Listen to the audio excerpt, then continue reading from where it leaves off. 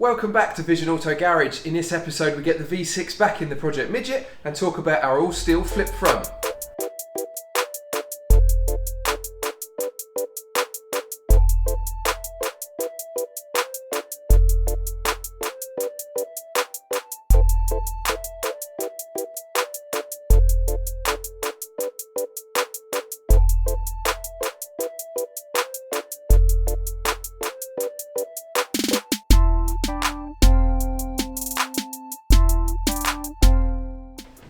First things first, let's talk about this gaping hole in the top of the bonnet.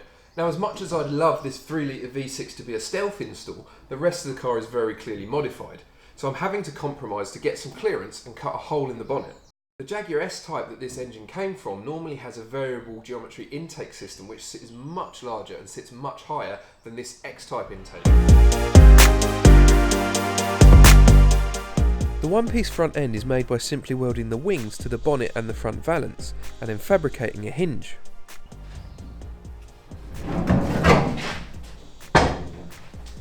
In order for the whole front end to flip up, the bottom of the wings need to clear the lower A-post, and to make that happen, the pivot point needs to be lower than the bottom of the A-post. To that end, I've mounted my hinge underneath the front chassis legs.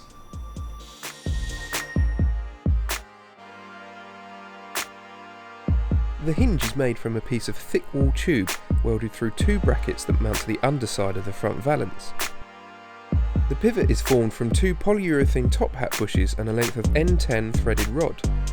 When mounted to the car, the threaded rod passes through 2 end plates welded to the chassis legs, which is simply withdrawn to remove the front.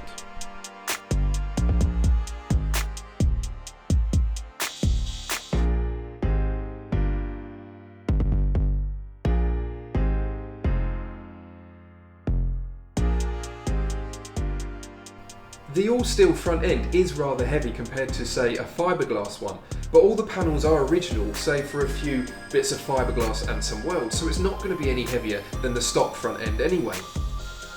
Normally you'd want to add lightness when you're modifying a car, but in this instance the 260 stock horsepower of this engine more than makes up for it, and I'd much rather keep some steel in front of my legs in case anything happens.